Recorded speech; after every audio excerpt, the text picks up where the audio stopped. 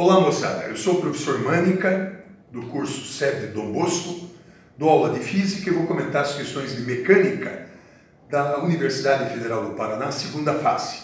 Vamos lá então. Primeira questão de Mecânica foi uma questão em que ele dava o diagrama da energia cinética de um corpo em função do tempo de movimento. Ele dizia que o corpo possuía uma massa de 6 kg. Na letra A, ele pedia o trabalho total realizado sobre o objeto entre 10 e 60 segundos.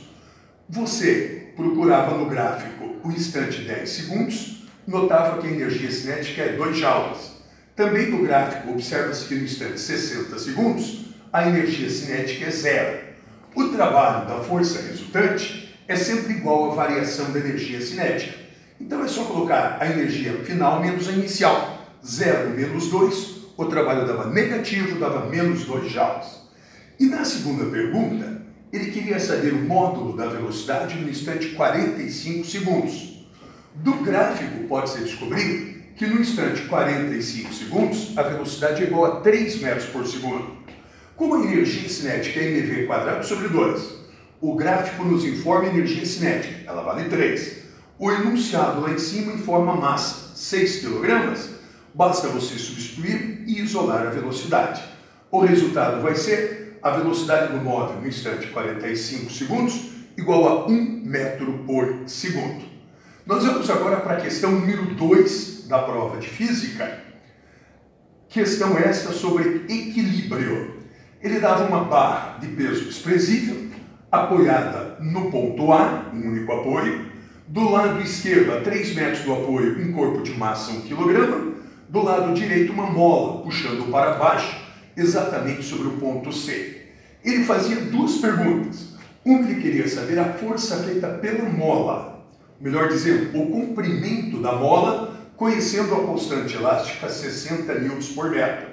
Para chegar lá, você impunha a condição de equilíbrio de rotação, somatório dos momentos em relação ao apoio A igual a 0. Ou seja, os momentos anti-horários tem que ter a mesma intensidade que os momentos horários. No sentido anti-horário, o peso do corpo que está apoiado em B, vezes a distância 3 metros, tem que ser igual no sentido horário à força elástica feita pela mola no ponto C, vezes a distância 5 metros. Como o peso de B é a massa vezes a gravidade e a massa é 1 kg, você isolava a força feita pela mola sobre o ponto C e encontrava 6 newtons.